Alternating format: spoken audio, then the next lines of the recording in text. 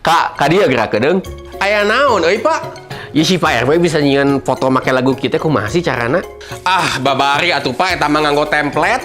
Make tempe. Tempe dikumahakeun maksudnya dibacem.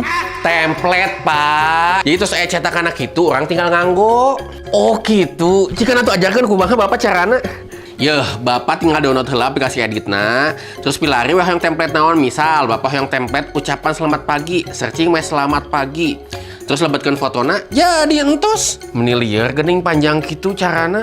Buka aplikasi edit, pilih cetakan, lebetkeun adonan. Simpel kan? Tah, lamun make istilah kitu mah rada babar gening.